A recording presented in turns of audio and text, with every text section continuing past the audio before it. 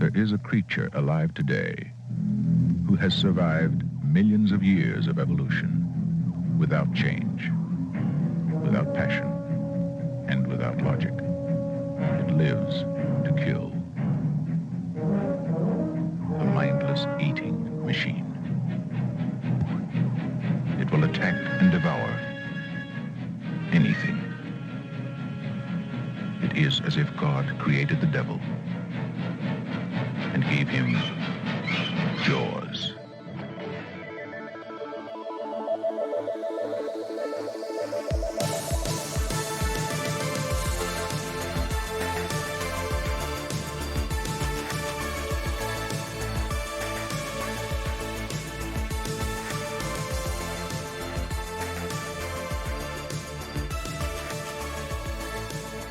Well, welcome everyone to Cinemarcade. This is the podcast that's all about movies, video games, and the sparks that fly when those worlds collide. My name is Steve Guntley, and just when you thought it was safe to get back into the water, my fellow podcasters popped out and attacked me with their mighty, mighty jaws. Who is with me today? Look, I just want to say that it's never safe to go into the water because you never know when a wild Justin will appear. It's very true. There's a problem with that, especially in the hot weather. Yeah, And especially because I can't swim. So if I'm there, please save me. So if it feels like someone's attacking you, it's just Justin drowning. Yeah, pretty much, honestly.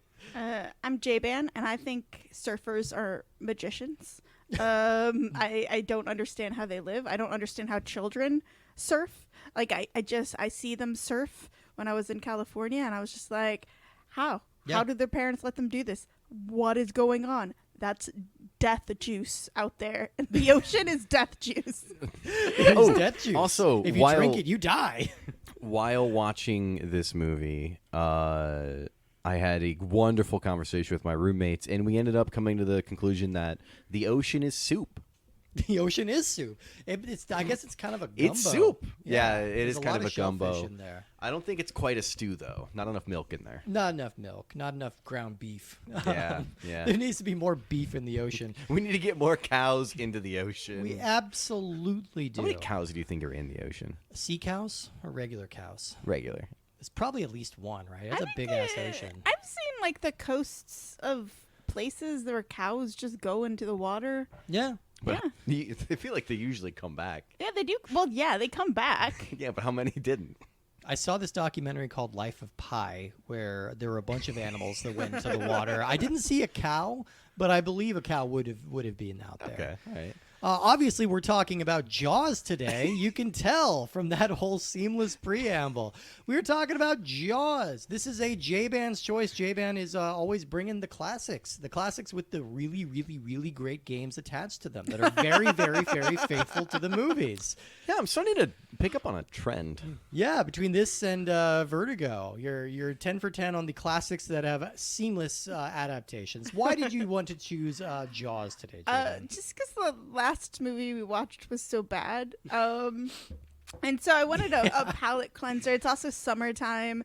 The 4th of July is next weekend, so it's exactly the time of year that Jaws took place. Yeah. And I fucking love this movie, so any excuse to watch it. I like how each one of us, brought in somebody to watch Jaws with us. Yeah. This time. Yeah, it's perfect. It's not a movie that like other movies like Vertigo, you're like, oh, I'll watch this alone. But Jaws, people are like, yeah, fuck yeah, I'll watch Jaws. Obviously. My roommate literally came home while I was watching Jaws and went, oh shit, is this Jaws? And I went, yeah. And he goes, all right. And he just sits down and watches it with me. And as has been true with many of the movies we've covered here, this was Justin's first time with Jaws. Yes, so this was my first time seeing Jaws. Welcome to the Maw, as we call it. Fandom of Jaws. I think we should start calling it the Maw. The Maw. I think I've seen 2 of the movies so far. Wow. Okay. Which is a wonderful And they were both record. toys. You've seen toys twice. Yes. And that was Yeah. it. Yep. I mean, for me, you look, J-Ben, you could probably relate to this too. Like when you're really, really nerdy about movies, people always ask, what is your favorite movie? Mm-hmm. And that's kind of an impossible question to pose to people like us because like we've seen so many and Yeah, so like it you're depends like on top genre 5, and mood. top 10. Like you can't like I can give a number 1 because I discovered my number 1 when I was like 12. And Ooh, like, what is your number 1? Singing in the Rain. Singing in the Rain. Good choice. That's in my top 10. But Depending on the day you ask me, Jaws is often my number one movie. Like, that's my number one of all time. It's either that or The Apartment from Billy Wilder. Ooh, Those that's are my a good movie. Those are my two, like, number one with a bullet.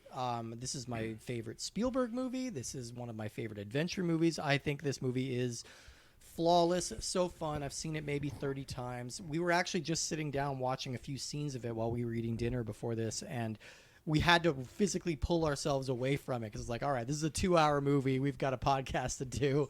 But it's one of those movies, man. If it comes on TV, you have to sit and watch the whole thing. We all watched it yesterday, and we would have all sat down and watched it again. Absolutely. Absolutely. So I don't have too much, like, deep research on Jaws because I have a lot of facts that I just burned right into my brain because I love this movie and I love the story of it. But this movie was released on June 20th, 1975. It's directed by Steven Spielberg, written by Carl Gottlieb and Peter Benchley, and it's based on his novel. And it stars Roy Scheider, Robert Shaw, Richard Dreyfuss, Lorraine Gary, and Marie Hamilton as America's Worst Mayor. I mean, worse. Honestly, there's people making a run for that title. There's a lot of people now who are trying to keep the beaches open, metaphorically. Yeah. Yes. Yeah. And especially 3 years ago. This is one of those movies. It's such a touchstone that you tend to forget what a disaster everyone thought it was going to be. Everyone involved in this movie thought it was going to be just the biggest bomb of all time. So the book came out in 1974, written by Peter Benchley. Universal bought the rights to it pretty quickly. They were shopping around a couple directors, but they kept getting harassed daily from a 26-year-old filmmaker named Steven Spielberg. He'd only directed 2 films so far, but he was very, very eager to take on this project. I love how many of these stories from back in the day are like, this guy just annoyed the hell out of us until we agreed to let him do it. So we did. Yeah. Did you see The Fabelmans? No. So it's sort of very autobiographical. Yeah. And, like, in the end, he's just, like, pounding the pavement trying to get people to mentor him. And he's just, like, really relentless. Yeah. I mean, it goes a long way. I think it went further back then before we were kind of aware, a little more cognizant of our personal boundaries. But, yeah, no, he really went for it. And he really When wanted people still used mail. Exactly, exactly. So Universal gave him a shot. They gave him a $3.5 million budget, which was about the standard budget for a movie at that time. It would wind up costing $12 million, which is 4 times the budget they started with, and making it one of the more expensive movies ever made at this time. Like, $12 million now is like Robert Downey Jr.'s catering budget, but back then it was a lot. Can you imagine having a $12 million food budget? God, that'd be pretty dope. I imagine it constantly. I dream of it. So he assembled a really killer cast. He got a great crew together, but almost from day one, this film set was kind of a disaster.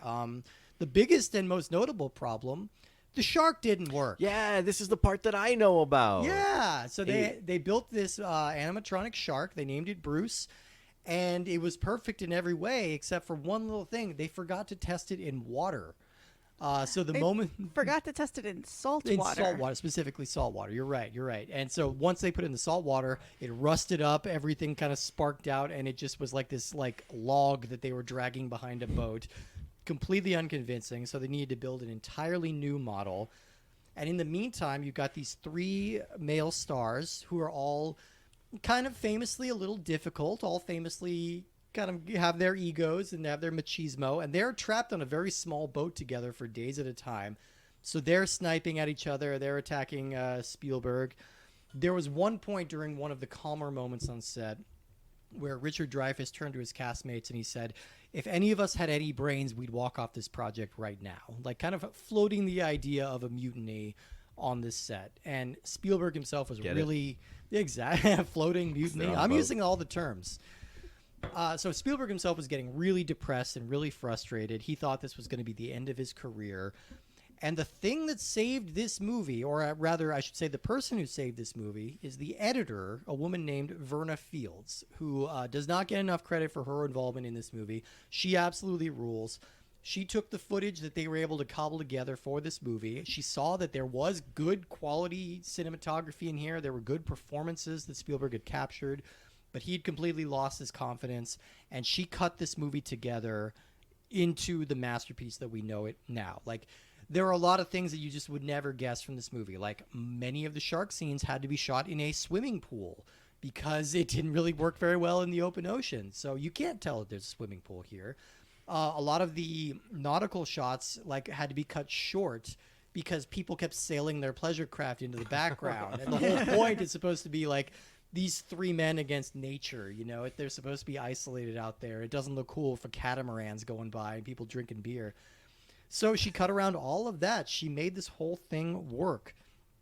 But, you know, there were some really positive early test screenings, but even still, Universal was a little hesitant. And so they developed a whole new way of releasing this movie. Now, around this time, the way you release movies is totally different than we do it today. You start in New York and LA, and you work your way inward on kind of like a schedule, you know, and depending on how well the movies do, they could peter out before they ever get to Kansas. You know, there are whole parts of the country that may not get the movie. Man, so it must have it's a hit. sucked to live in Kansas. It really sucks. You to just live in never Kansas. get movie. You Right. only get the best. Well, honestly, that might be super cool because you Yeah. only get the best movies. Yeah, that's But- true. You're only getting the really like popular ones.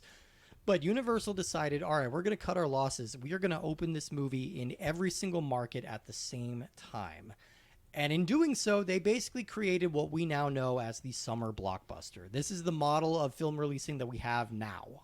Because of Jaws, that's the reason that we do the release movies the way that we do.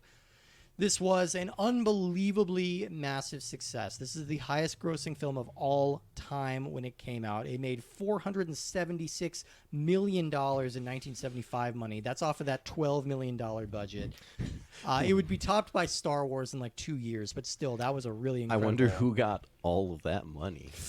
Yeah, that's probably... Pretty well, much, you know, 400 million in profit. That's But pretty incredible. That's absolutely unbelievable. And it was this huge cultural phenomenon. Like, it not only changed the way we view movies, it changed the way we view sharks. The animal that predates us by millions of years, we now have a totally different and completely incorrect view of what sharks are and how afraid of them we should be.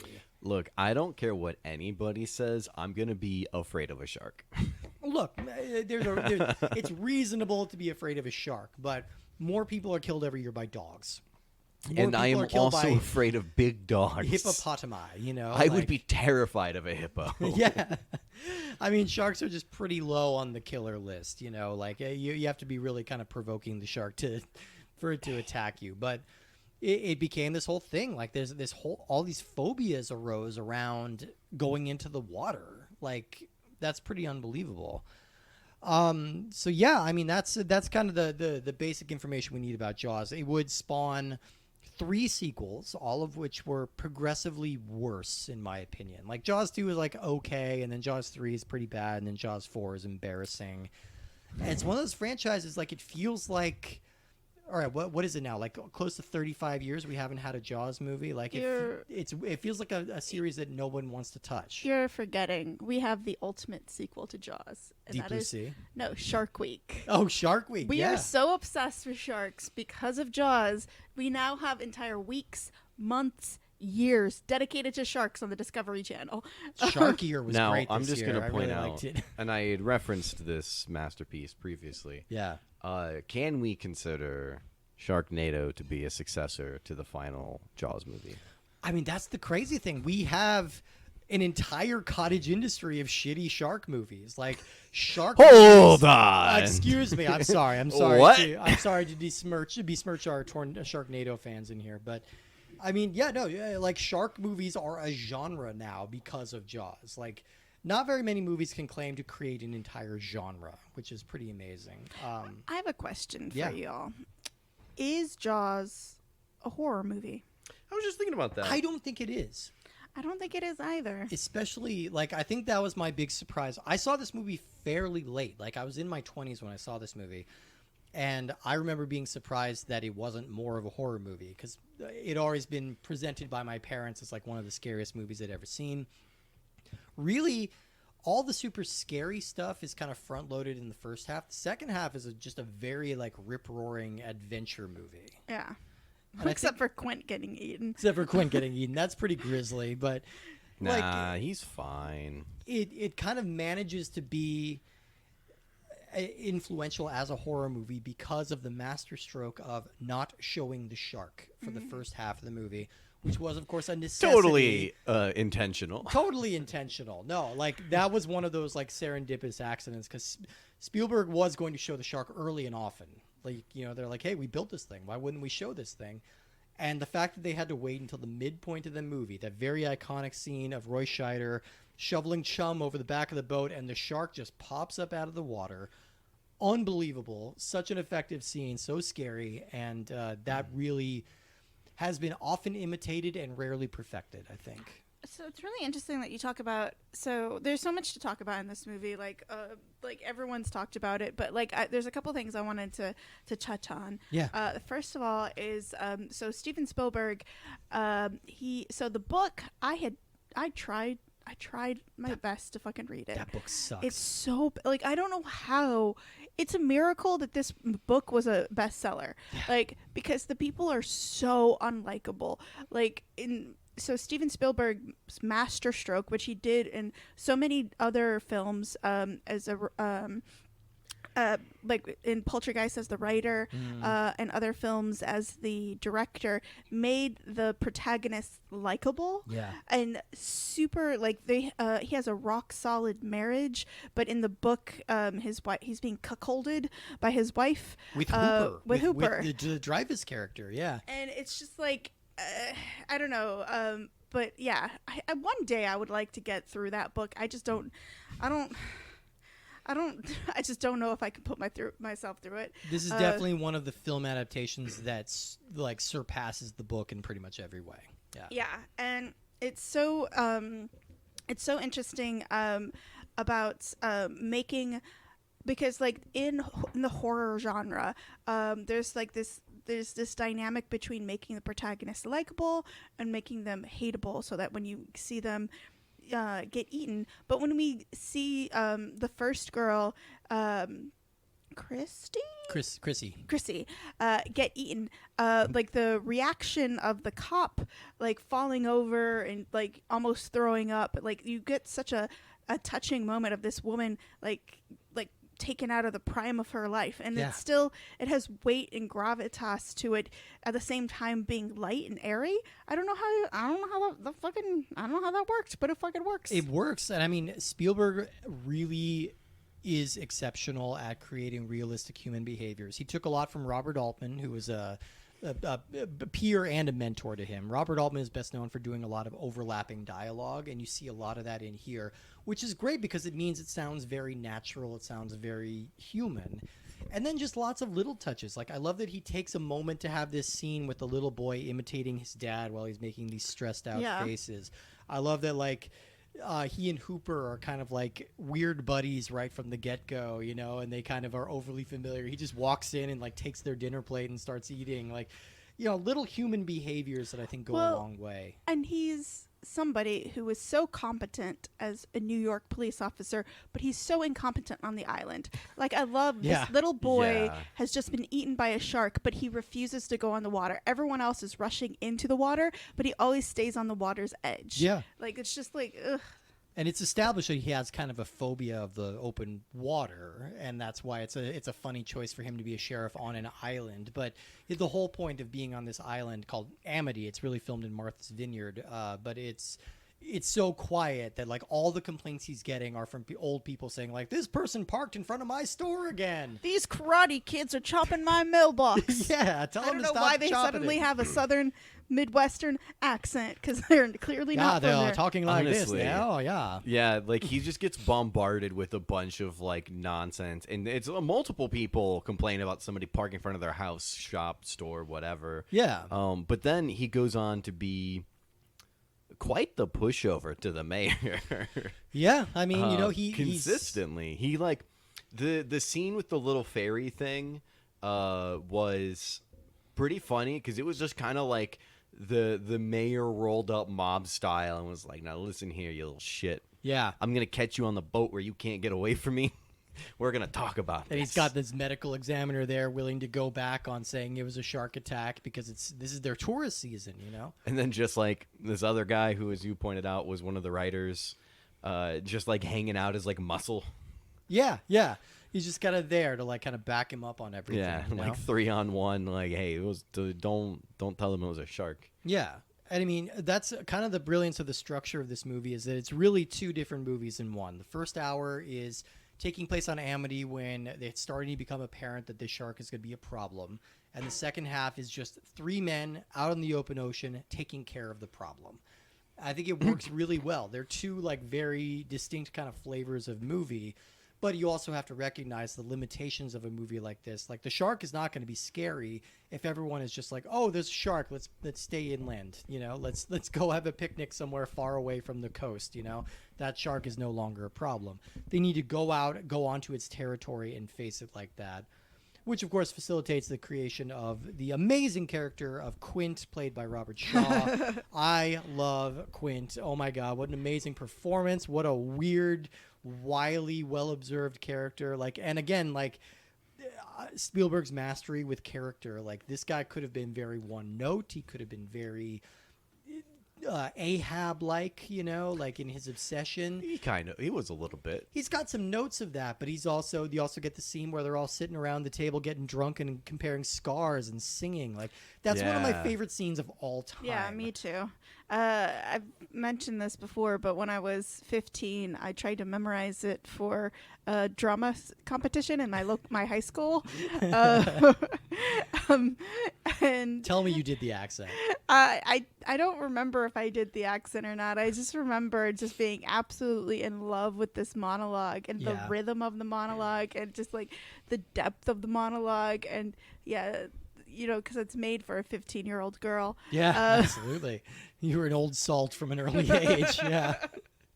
I mean, and the monologue that Quint gives, he's talking about the USS Indianapolis, which is a real thing that really happened.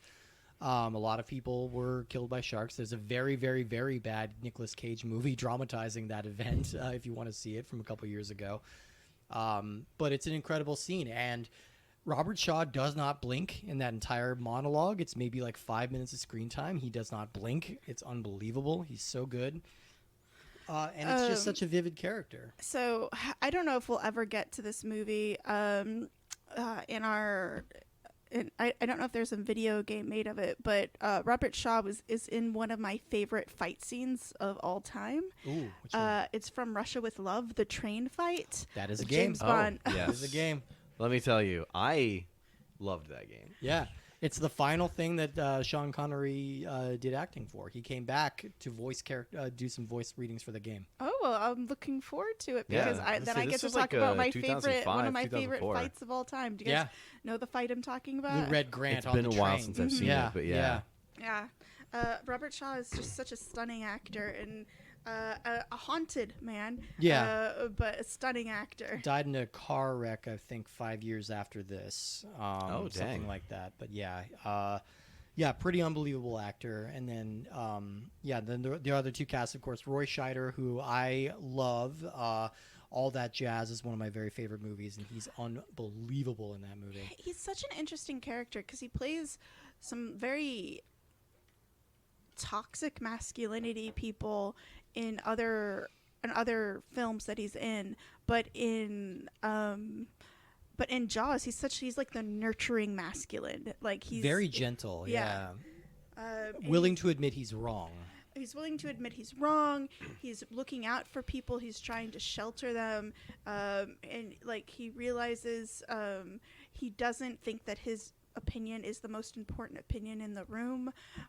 He's bitching about it, but he's willing to be the lowest rung on the totem pole on that boat because that's what he is. He's very eager to hand off responsibility to someone else, which kind of makes him a very relatable character. Whatever happened to him in New York, Brody. Oh, okay. The Brody. sheriff. Yeah. And then Richard Dreyfuss is playing Matt Hooper here, and he's the young oceanographer. This is pretty early in Dreyfuss's career. I love Dreyfuss as an actor, regardless of what a shithead he seems to keep making himself as a human being. He really needs to stop giving interviews.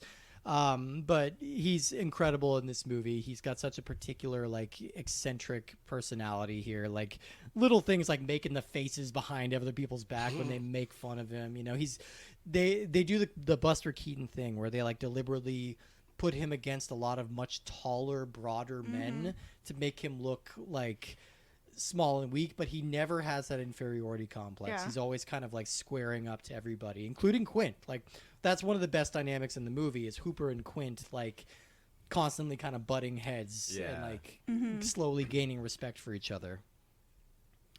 Yeah, because and then him just badgering God, what's the officer's name again? Brody, just badgering Brody about, like, for instance, hey, open the shark. Yeah. Like, dear God, please, let's just make sure this is the right shark. You're going to ignore this particular problem until it swims up and bites you in the ass. Yeah, he's But great. to be so I don't know. I sometimes wonder if I'm a mayor apologist. I don't know if I am. Because, like, the Marie mayor is Hamilton. all Go on. like, well, he's like, you're on the dock with, like, 30, 40, 50 people, and he's like, I don't want to cut the shark open to see a little boy spill out. Yeah. Like, I think that's fair. I think you Fair. should still cut the shark open, and Yeah. you should do That it was- immediately. That was Maybe. definitely not his point. Right. I He think was- it's a valid point, He was though. using it, but he definitely wasn't also going, yeah, let's open it up once the crowd is gone. He's the shameless capitalist. He's Yeah. the one who, you know, it's his responsibility to keep this town flourishing. He's got an election to win, and so this is the only season. And I do sympathize a bit with the idea of, like, a summer town. You know, like, I've lived and worked in areas where, like, they really rely on the summer months to draw in pretty much their whole economy for the year. You know, I can sympathize with that and how hard it would be on local business if they didn't have that input. But at the same time, he's just, like, actively ignoring all the warning signs and just, like, sending people to their deaths. Like, he bullies his little underlings into going Yeah. into the water, like, when there Which- isn't anything. with his children. With his children. It's like what? I'd be like, go fuck yourself. Didn't Brody do the same thing? No, Brody was trying to keep everybody out from early on. Like, he didn't even want his son playing in the boat that was, like, tied up in the pier. you Well, know? after that, though, when they're on that the was ocean, when it was still one event. Yeah, it was an isolated somebody thing. had died, and he was like, "No, go on out there." It's like, and then okay, it could have been a boat motor. It was like yeah. losing his mind. Yeah. Yeah. Well, and if you're having a medical examiner being all like, maybe I was wrong. I was like, okay, medical That examiner. looks pretty coerced. It did look coerced, but you're also, as a police chief, you shouldn't be an authoritarian. No. You should be listening to the mayor and to the medical examiner. I mean, that's one thing, but then also I would still be like, "Hey, kids, I just want to make sure you're safe." I would Yeah. talk to the press, be like, shark. Shark. Yeah, Sharky like, shark. Don't go to everybody and go, "Oh, everything's fine," and then immediately be like, "Kids, get the fuck in the water." I'm also just imagining the article now, like, according to local police chief Brody, shark, sharkity shark. No, It I is mean, now the- shark o'clock. The town of Amity is, like, really well developed and it- designed. Is so tenuous. Yeah. The moment with the mourning mother could have been high melodrama. Yeah. And to this day, like, I was watching it yet last night and I was like, how is this not melodrama? This woman with this black veil comes up and slaps a man. Yeah. But somehow it fucking works. And I'm like, how did that fucking work? This is just a local actress that they hired who lives on the island. You know, she never really had a movie career after this or before this. She was just a really good local theater actress. And goddamn, she is incredible in that one scene, like, conveying so much grief and so much anger. Like, when she slaps him, she has, like, this gasp where she's like, I can't believe I just did that to this man. But no, my point is valid. Like, she is unbelievable for, like, a non-professional actor. And I think he kind of deserved it. He did. Yeah, do you think he deserved it? I'm It's not saying, fully on him. He's a bureaucrat at the end, but he should have been advocating for, I'm not saying that he didn't deserve to be slapped and he Oh, didn't yeah, do the no, wrong yeah. thing. I'm just saying that there are a lot of things that go into, like, as a police chief, you shouldn't be an authoritarian. Right. And I think, like, later on, it's so interesting when he goes to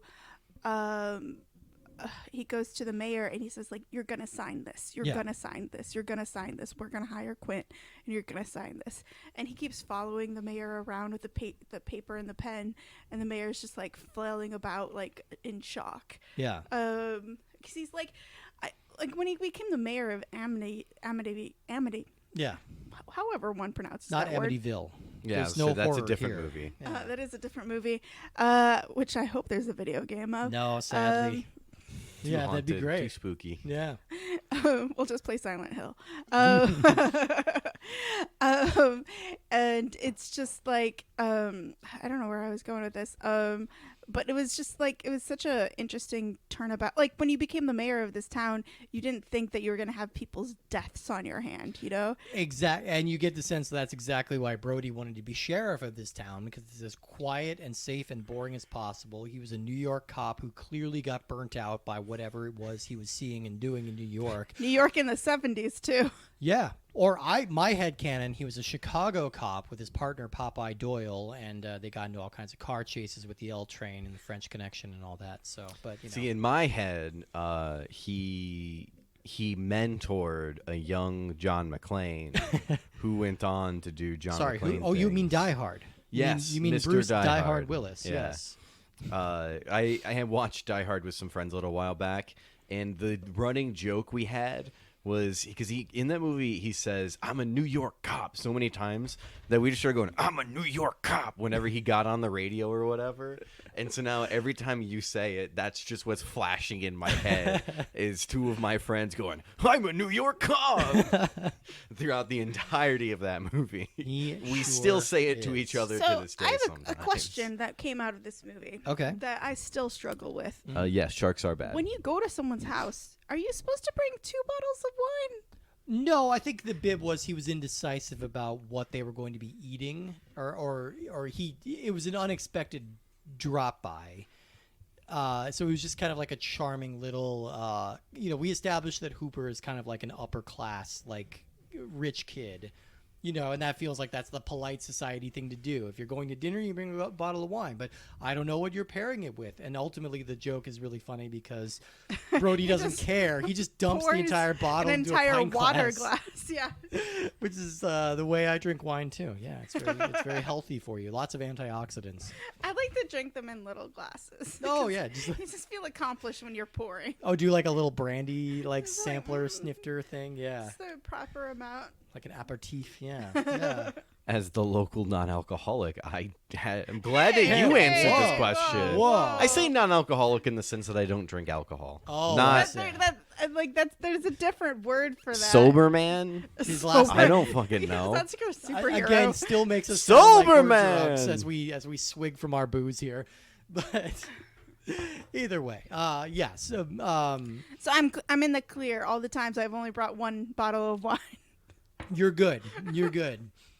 That is always one of those things that like triggers me a little bit is when he just says, "Oh, are you eating the rest of that food?" and just takes the plate and eats it. Mm-hmm. That just seems like such a rude thing to do. To go into somebody's house, take their dinner, and start eating it. Like I could never do that. But I don't know. I get anxiety about weird like etiquette things like that. Let's talk Me about too. the shark. The shark. The shark, Yeah. the thing that's looming over this entire movie. Now, we mentioned that the original shark dummy kind of broke down and they had to replace it. So we see limited bits of it. Watching this movie now, 45 years later on an HD TV, how does the shark hold up for you guys? In many scenes, all right. In a few scenes, Yeah, I think in most of the scenes you can definitely you get the feeling of a shark. What I really like about is the actual shark footage that they use. Yeah. The actual shark footage just brings the film to Oh, life okay. in a way that the Bruce, the shark, his name is Bruce. Yes. I Finding don't, Nemo fans, that's the reference you may have missed. which I don't know whether or not it was named after Batman's Bruce Wayne, but in my head canon it was. So what you're saying is that Bruce from Finding Nemo is named after a shark that was named after Bruce Wayne, Well, There you after go. Batman. So it's a bad That anti-hero. part is probably a lie, but it's a lie I'm hoping to believe. Yeah, why not? Why not? But I like to think it's named after Bruce Campbell. but- the live Yeah. action footage that they cut in was so good. And did you know that that's why Hooper survived? Oh, because Because the live action footage showed an empty cage. wow, okay, you got lucky this time, Dreyfus. Yeah, you were about to be lunch meat, but we couldn't find any footage of a actual man being actually mangled by actual sharks. You know, Oh damn, we found the footage, but he didn't have a beard. Damn it! All right, Dreyfus, it's not like he's in the sequels or anything. I just thought that was a really good animatronic. Yeah, I didn't even realize. I didn't even look. At no point did I was just like, oh damn, that's good. Like the way the fleshy bits are moving. Like here's the thing. dang, well done. When the shark is like The out gills of the and water and chomping, you can kind of see like some creases at the corner of its mouth, whatever. But there are still shots like where the shark is swimming underneath the orca, and that's not like real shark footage. That is the animatronic shark that they made to be 25 feet long swimming under this boat, and it looks real. It looks great. I definitely had missed that the ship was named the Orca, Did and I was you? confused for a short period of time. Yeah. When I was like, why did it keep talking about an orca? And I was like, oh, the ship is named the Orca. I was doing laundry. There's also an incredible. I also did laundry during this movie. There's an And make incredible. dinner. There's an incredible like Jaws ripoff movie called Orca, starring Oh my Richard God. Harris. Do you know this movie? I saw it when I was a small child, and I just remember thinking it was so fucking funny. It is a movie about a whale getting revenge for a miscarriage. It is a crazy movie. It is absolutely insane. Now, Which did now- the shark have the miscarriage? No, No, it was the a whale. orca. Yeah, the whale. Oh, sorry, the whale. And Okay. it's just so. It's like. I think I get concerned about the orcas attacking yachts because then, like, where does it end? Where do people start, like, fighting the orcas and then the orcas getting hurt? But, like, at the time of us recording, orcas are going all over the place, hitting up boats. They're going ham on some yachts. And it's just like, and I'm like, from watching Orca, I'm like, yeah, they're fucking, yeah, makes sense. Are they just hitting the yachts? They're hitting yachts and they're hitting, they're trying to capsize them. Yeah, they're Which is- biting out the bottoms of them. Yeah, Eat the rich. they're literally eating the rich. Like they are. so actual kill. funny. Orcas are the gritty What? of 2023. They are the anti-capitalist icons. I had no idea this was a thing. Yeah, you should look it This up. is It's incredibly off the coast interesting. of Spain, and then there was one hit off the coast of Scotland, and they were like, There was did another they one just a learn few it? days ago. Yeah. Evolution taught orcas that we suck. Orcas talk to each other, so They're strong as hell. Yeah, they can take us. I typed in orca into Google, and the top response is orcas attacking boats. Yep, that's it. Yeah, it's happening. It's happening a lot. Why are orcas suddenly ramming boats? That's a BBC article. Yeah. I'll save that one for later. It's happening more and more. It's crazy. But yeah, so there's an amazing final showdown with this shark where it absolutely decimates a shark-proof cage, like in moments. Quint is the casualty. He gets bitten in half in a pretty brutal scene. And Hooper straight up just fucking hides. He hides at the bottom of the sea, which was also kind of our strategy for the game, which we'll get into in a minute. But and then Brody gets that amazing moment of "Smile, you son of a kabloom." That's a great moment. He eats the shark tank, or he eats the air tank and gets shot in the I mouth. did love how there are like pieces of Quint caught in Bruce's teeth. Yeah, pretty brutal. It was pretty brutal.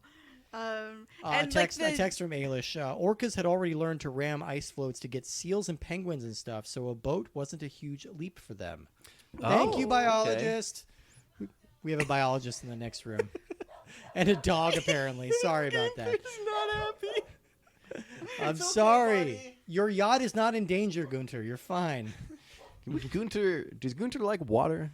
No, he does not. He does Okay. not like things. He does not like... He doesn't like a lot. He is afraid of all things. I can, on a good day, get him to sniff my hand. Yeah.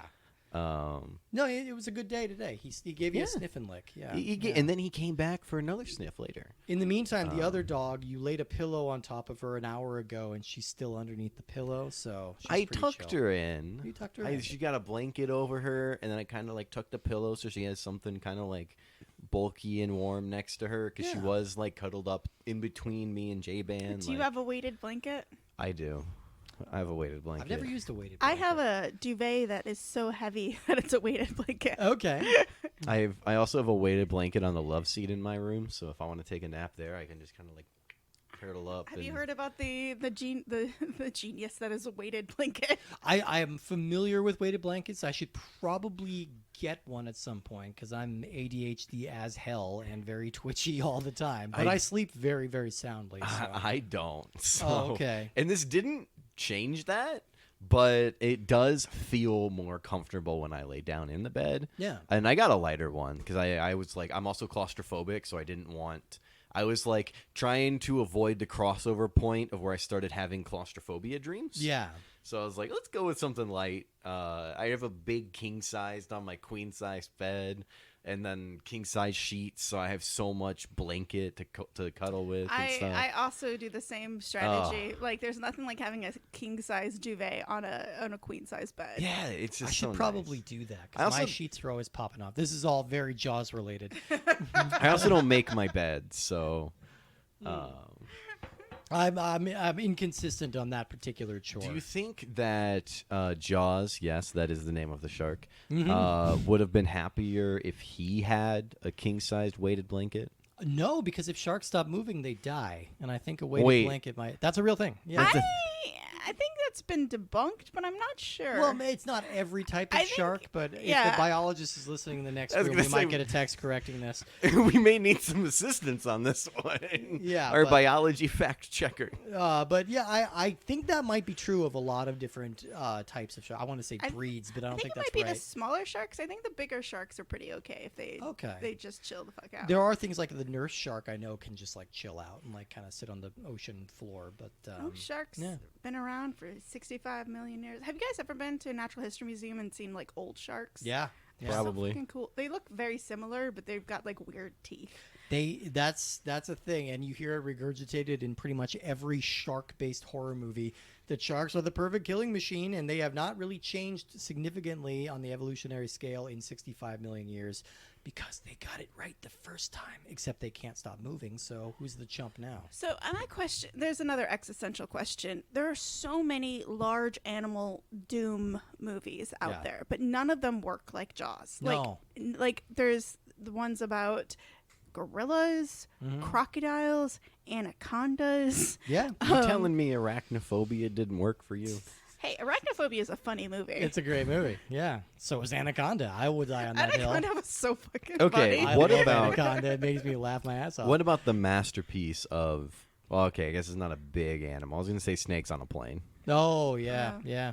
You know what? Like, for all the big deal that people made about that movie, I don't remember a single moment in that movie except for him saying, "I'm tired of these motherfucking snakes in this motherfucking plane." I remember. What else I'm is pretty there? sure they had frosted tips. Like the hairstyle was frosted tips.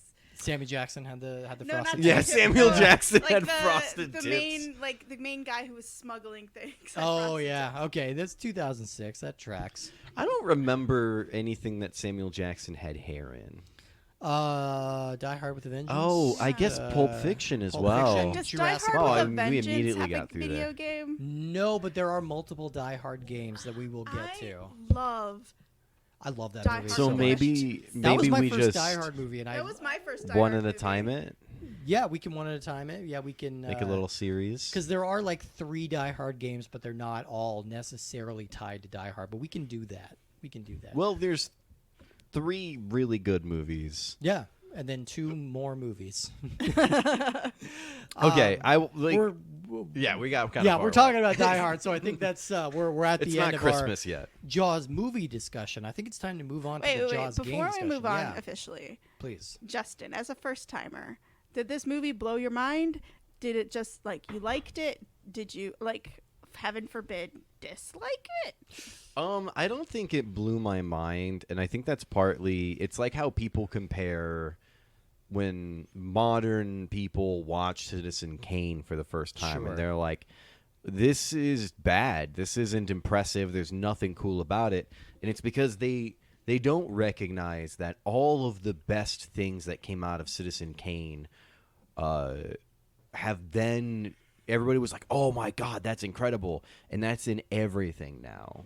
It's true. Like Jaws is still the model for the modern Yeah. blockbuster. Like, And and so- you see it so many times. Yeah. Like all the things that were in Citizen Kane, the cinematography, so much of that was brand new, never really been done before at that time. Yeah. And so many of the things from Jaws have kind of been repeated. And I've seen Jurassic Park, the big animatronics and stuff. Obviously, they had 2 decades. Yeah. Yeah, 2 Three? decades. 15, No, two it was decades. 18 years between those Yeah. movies. Yeah. In order to improve that general industry and that type of thing. And so none of the stuff in Jaws really blew my mind, but it was kind of on the more unique end.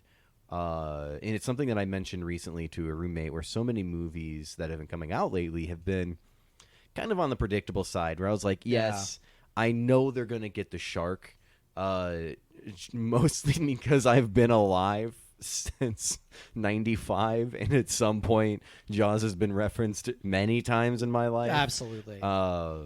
God, we didn't even mention the John Williams score here. Oh my God, we haven't even talked about the John Yeah. Williams We don't- score. I mean, What? it's one of those things you don't even really need to mention because it's so perfect. But yeah. But it does so many things well that other movies don't do. And I thought the 3 men on a boat was very interesting because movies have done things like that since, but none of them do it in such a, I guess, like a real way of like, they were 3 men on a boat taking on a big ass shark. They weren't the cast of the Pirates of the Caribbean in one ship taking on whatever. This was a different kind of movie. Yeah. This wasn't like an action movie. This wasn't like a heroic movie. And so that's what made it so much more interesting and intriguing as these things are happening, because you're like formulating plans as you're watching. You're going like, oh man, maybe do this, do that. And then we find out that there's a revolver on the ship or on the boat. And then it's like just so many different things happen over the course of it where you're like, oh, I will say though, man, that rifle probably would have been handy earlier. Probably. Not necessarily. So I've seen this on many. So Although I guess the rifle technically When- didn't really do much to the shark. It was the tank that did it. when yeah. bullets hit water, they disintegrate. So like even if you're 12 inches underwater and you're shot by a gun, you're pretty safe. But Yeah. that shark came out of the water A multiple little times. bit, a little bit. Well, bit. there's But shark But a skin- lot of parts shark of the skin is shark. very Shark thick. skin is very. Shark skin used to be used as armor in Yeah. ancient You're, so worlds. if Quint had that rifle when the shark was nomming at him, he could have put a few rounds down that thing's yeah, throat. but I don't think it would have killed him. Oh, Yeah. it would have given it a bad time, probably. I I'm mean, not he's sure. stabbing him a little bit at the end. And it's not really doing but much. I'm talking about like in the I don't internal. think. I don't think shooting the shark would have done it. It would have made for a pretty boring movie monster if you could That's just shoot true. it once without a air tank in its mouth. But either way, I mean, so much to talk about. Chekhov's air tank. Jaws, Literally yeah. useless until that point. I guess they did probably take one of those air tanks down. They did. So Yeah. so Hooper can hide for literally 2 hours or whatever he was down there. It was for. only down there for like 15 minutes. It was It was still still, a that was chunk a of rapid. time. No, that was a rapid ending. Like But that happened real fast. I Did do he just spend that whole time looking up at the boat watching shit happen? Yeah, of course. wait for an explosion. What are you gonna do? Like you're just like you can't go up when the shark's there. You're just like fuck that. Hide out in a coral reef. I did make comparisons of watching all of that to my roommate about there's a video game called Raft Yeah. where you build a raft in the middle of the ocean, like picking up resources that are just like floating around because it's a very littered in ocean. And then the entire time there's a shark following the raft and attacking it periodically. And I was making a lot of references to that while we were doing it because like we're not the best at that game. We're pretty shitty at paying attention. We look away, come back, and half our boat's been eaten. We're like, what? Man. I do love that the thing that finally took the shark down was like, it was a combination of Hooper and Quint's methodologies. You know, Hooper wanted to use science and all of this gear. Quint just wanted to like bludgeon it and like kill it also. And so you needed both. You needed the tank, you needed the gun, and Brody, as the intermediary, needed to be the one to do it. Very smart. Anyway, we should move on to the game, just because I can talk about Jaws the movie all damn day. And Jaws the game is it's a whole other beast here to talk about. So there are a couple of options that we could have gone with. There's an old arcade game that came out around the same time called Shark Jaws. And there is a 2003 Xbox game called Jaws Unleashed where you play as the shark. But we decided to go with the Jaws NES game from 1987. This was developed by LJN, our old buddies who made the game Gotcha. We're going to see them a bunch more times because they did a lot of NES game adaptations of movies around this time. They're kind of known for their low quality, not to gild the lily too much on this, but they are known for kind of turning out some cheap, low quality video game adaptations. I don't know. How do we feel like the Jaws game fits into that particular pantheon? I think game. It's a game. It definitely falls into the category of games from this time period that just don't tell you anything. Yeah. They don't give you, there's no tutorial, there's no explanation. In theory, I guess maybe the booklet that came with the game is your tutorial. Yeah. But the game itself never says anything to you other than you found Jaws.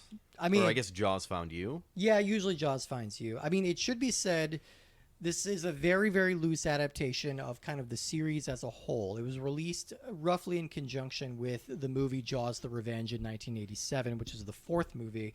And it has a couple of elements that are shared like with each of the movies.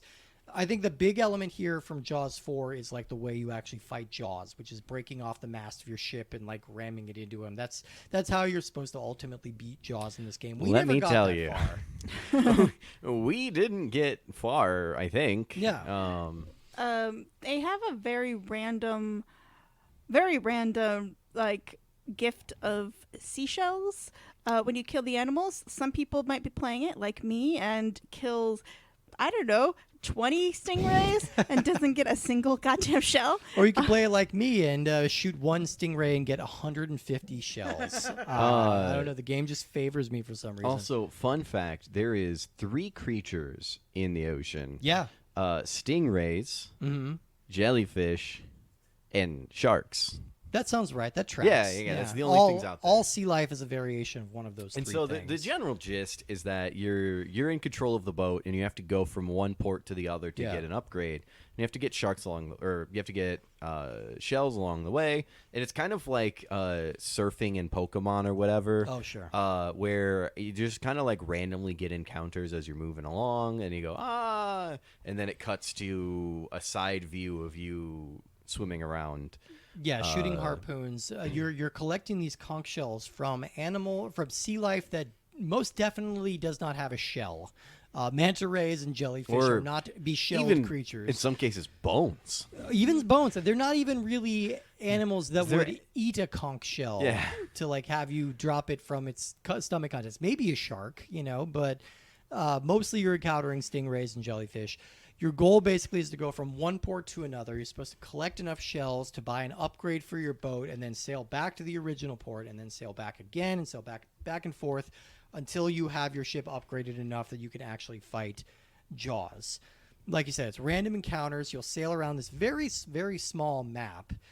You'll have these random encounters that'll switch to side-scrolling, like shoot-'em-up levels where you try and collect more shells. Sometimes you will get attacked by Jaws. Now, Jaws cannot be killed in these portions. I sure as heck tried. You really tried, and you got farther than I think I've ever seen. You got 3 life bars down, so good job. That's quite impressive. Like, it takes a lot. So really your whole goal with when Jaws pops up in these early stages is just to evade him. But these sections are very annoying. When we were playing, I compared it to kind of like an NES version of the E.T. game that we were talking about, because that's basically what you're doing. You're wandering around a map. You're falling into holes that you can't see. You switched from an overhead view to a side view, and you need to figure out how to get out of this hole. And I couldn't really figure out what exactly got you out of the hole. Sometimes it's just staying alive long enough. Sometimes it's killing a certain number of sea creatures. Sometimes it's collecting a certain number of shells. Either way, it seemed kind of random when you were going to be pulled out of these little side-scrolling sequences and brought back to your boat, right? Did you guys see any rhyme or reason to that? No, and it also seemed like when you were doing well, that you started like every pixel you moved, you got sucked down back into the ocean. That might just be my luck. I was not having a good time. Yeah. I would get out of an encounter, move 3 squares, and be back into another encounter. Yeah. It was real frustrating. Yeah, and so the name of the game is don't get eaten by sharks, don't get stung by jellyfish, or get Steve Irwin. Yes. And boy, howdy, did we do some of those multiple times. It's one of those very frustrating NES games where, like, it's not necessarily hard. It's just it doesn't give you a lot of chances. You get 3 lives, 1 hit, and your life is over. And if you lose a life, you also lose half of your shells. And presumably all of your upgrades. Yeah, all of your upgrades, everything. And so then you have to go back and forth. And so ultimately what we were running into was like we had enough shells for presumably the next upgrade, but we would get hit on the way back. Yeah. Like you just have to play the game really carefully to get far, which is boring. It's pretty boring. Yeah. It's really just a lot of like sailing back and forth. It's kind of like if you're playing like an old Final Fantasy or a Dragon Quest or something, and you need to grind to level up your character, and you're just walking around the same patch of the map because you know that's got the slimes that you know you can beat.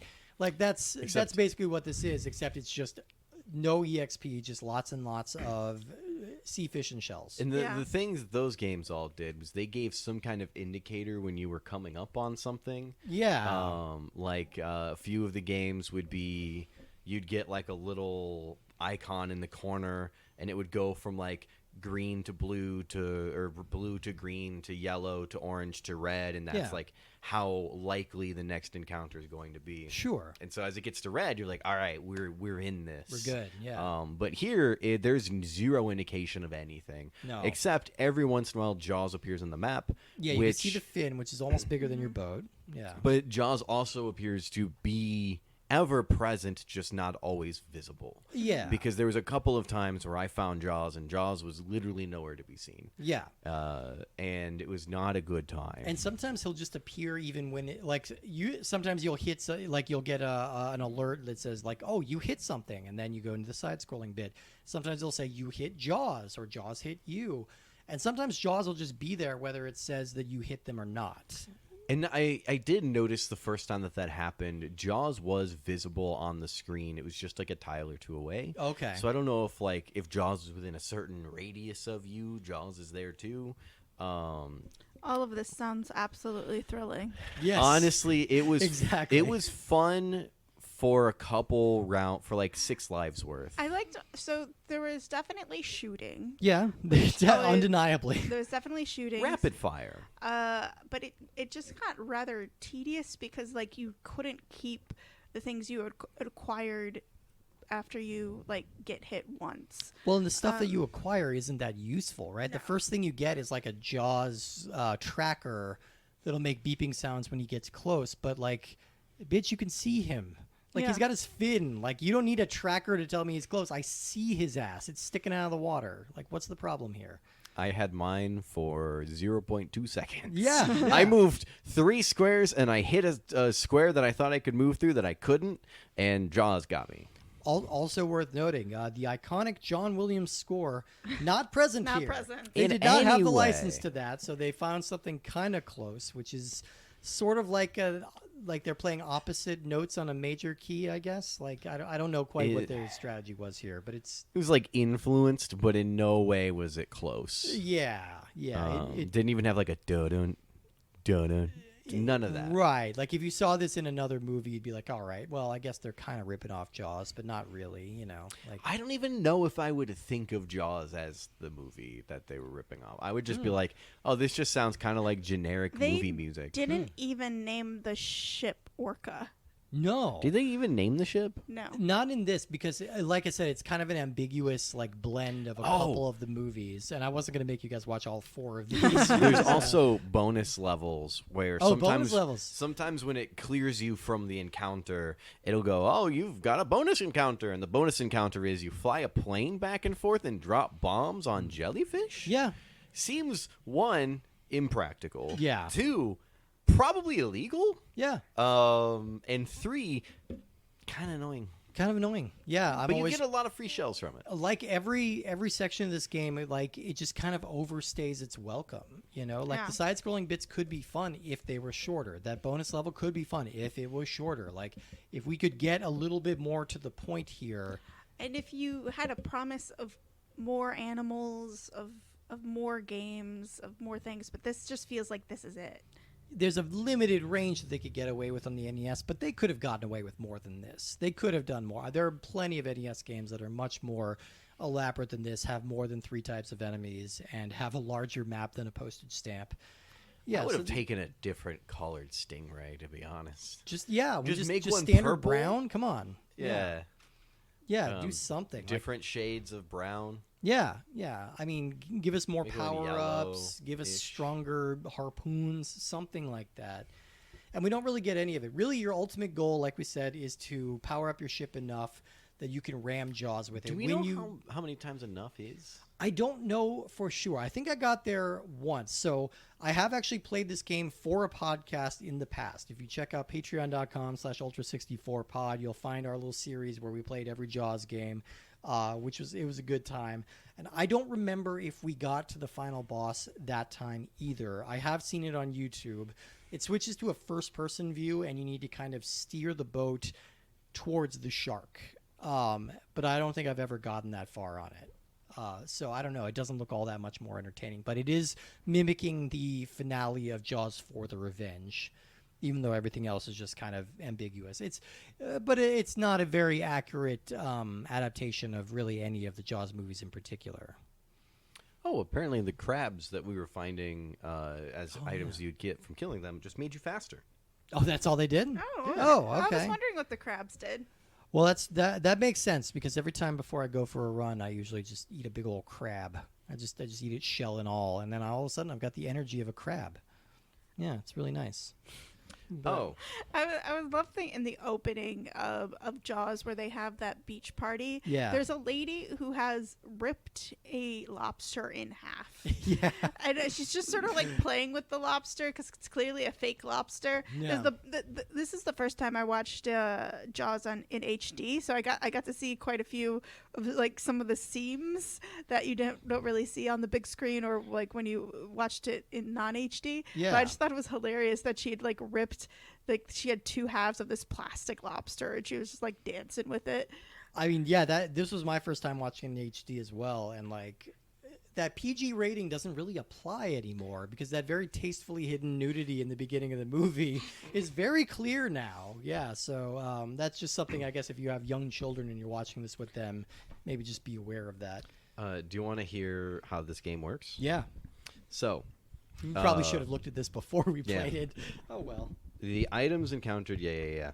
The first port visit gives the player a receiver, which tracks the location of Jaws relative to the boat, the faster beats, whatever. Future visits to the port afterwards increase overall attack power against Jaws. Oh. But dying only seems to lose you the tracking device, losing a power level if you had upgraded your attack power by just 1. Loss of half your shells and complete health for Jaws. But also, killing the small sharks, because there are smaller sharks than Jaws that you can kill, that's what was causing the airplane thing. I see. Okay. I mean, they're not that hard to kill. And apparently, you can change the speed of it. Oh. And Okay. we didn't figure that out. No.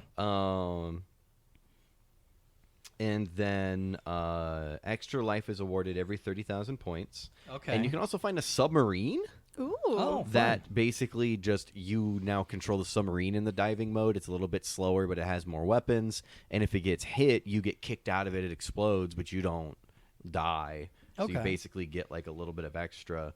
And then you have to take him down in health far enough, I think all the way down. And then you get to the the murder Jaws scene. Okay. I was struggling when we. I don't know if it's time for us to talk about ratings. Yeah, let's do it.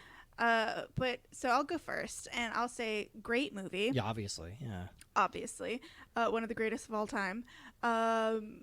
Like definitely in my top 10. Mm-hmm. But the video game, I was struggling because we've played such devastatingly bad games. Our bar is low. Our bar is so low. It's not a good game, but you're not gonna cry that it's so bad. But that bar is really low, so I think I should call it a bad game just because my bar Vertigo was so awful, and there's so many other E.T. is so awful, and so other games just weren't playable. Yeah. But this one is definitely playable. Yeah, it's got its moments. There's definitely moments of increasing difficulty, and you could play it and not throw your controller against the wall. But that's a low bar, so I'm going to say a bad game. Yeah, I'm with you on that. How about you, Justin? Yeah, I think it was a good movie.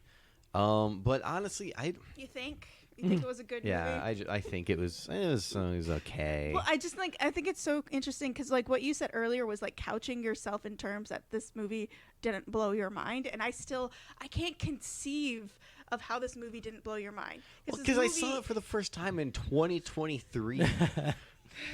I don't know. It would still when the first time I saw this movie, it was like, oh man, I found the Rosetta Stone.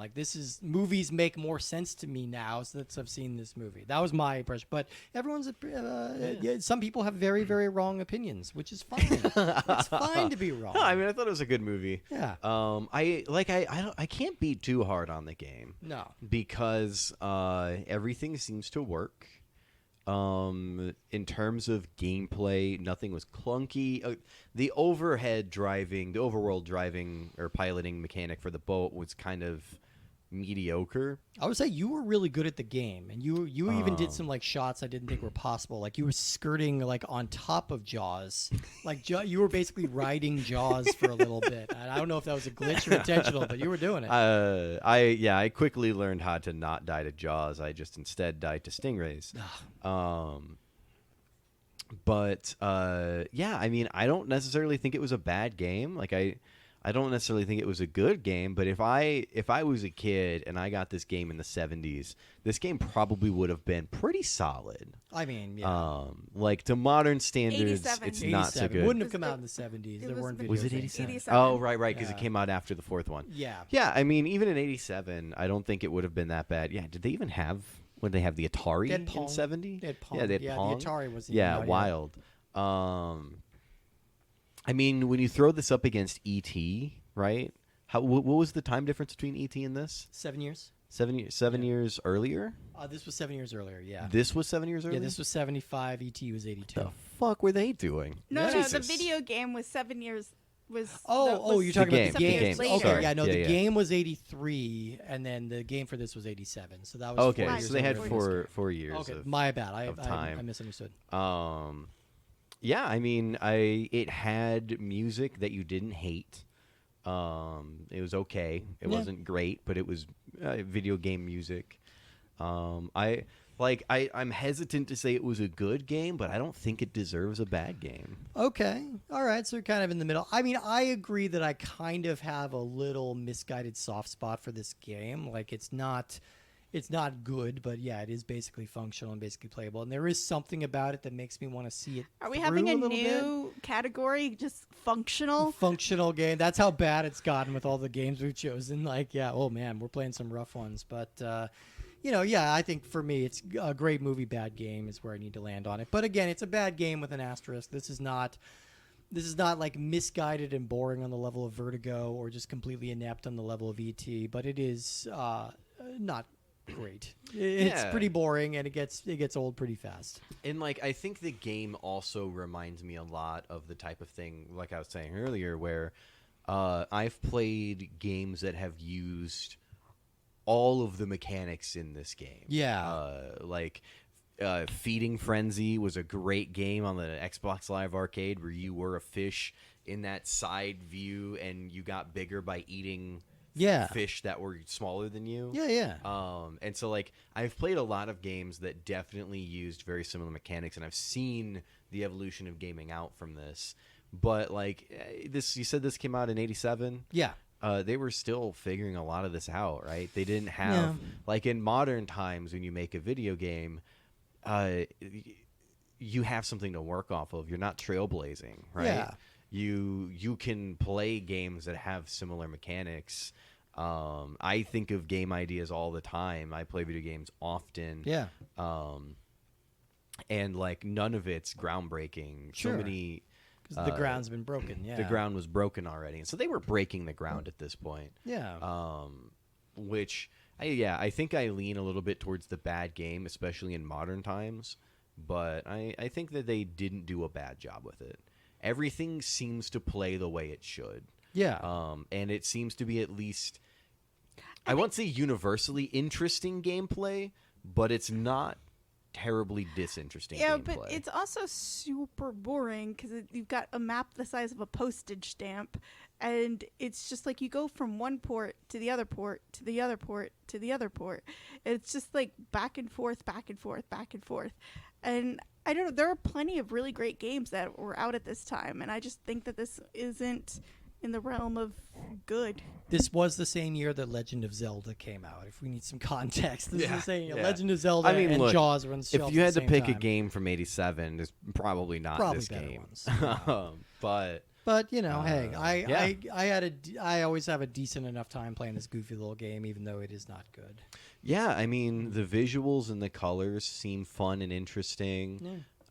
They This seem is to how have, bad it's gotten. We're grasping for Yeah. interesting colors. Yeah, Yes. well, I mean, Kinda. from this time period, we had games with like 6 colors total, and you're like, guys, come on. Yeah.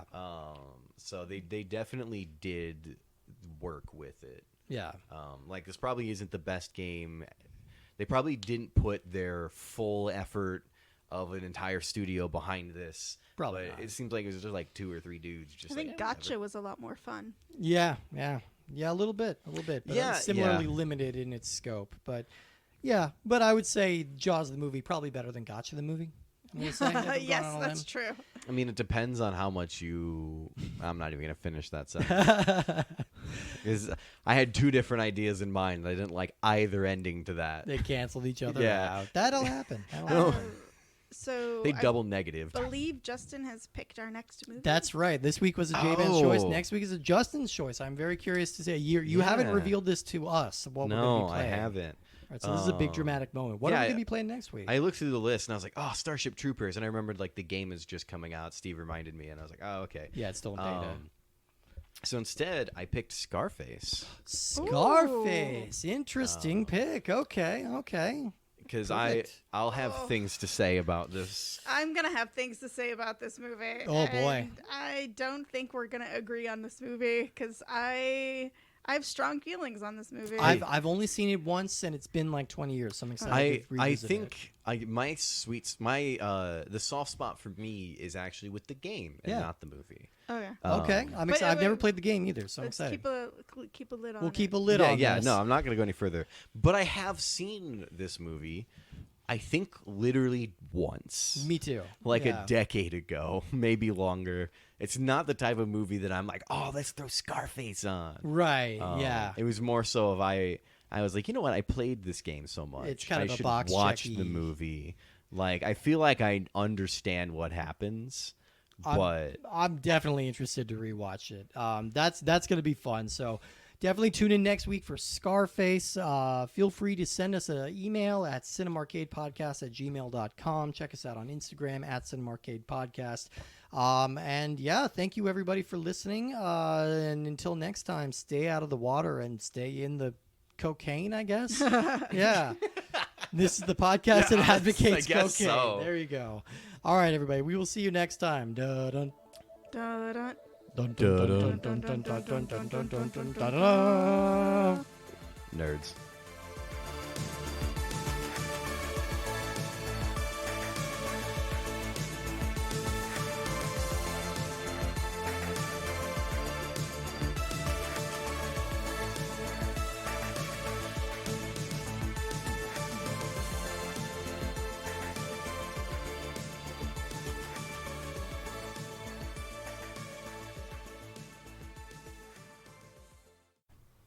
We are rolling.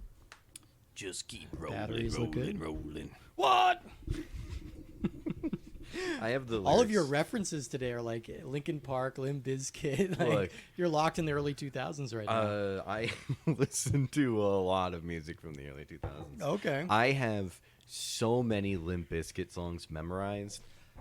I am going to reject right now any nostalgia people have for early 2000s new metal. I'm going to reject it. It was bad then. It's bad now. I'm almost positive I've heard every single song Limp Bizkit has ever released. I probably have too, and they're bad. The Unquestionable Truth Part 1 was probably their best album, and nobody listened to it.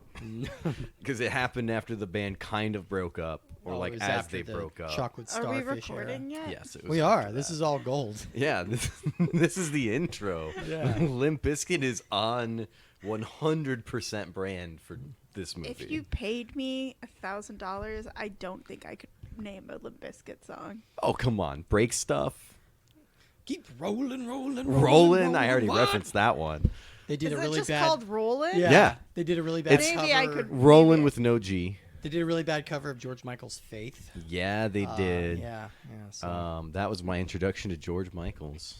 Me too. They also did the theme to like Mission Impossible 2. Oh God, they did. Yeah. Now I know why you want to hate me. Jesus Christ. This is all going in the episode. This is all I going on hope the show. so. This is great. The other great era of rock, the 70s. Absolutely.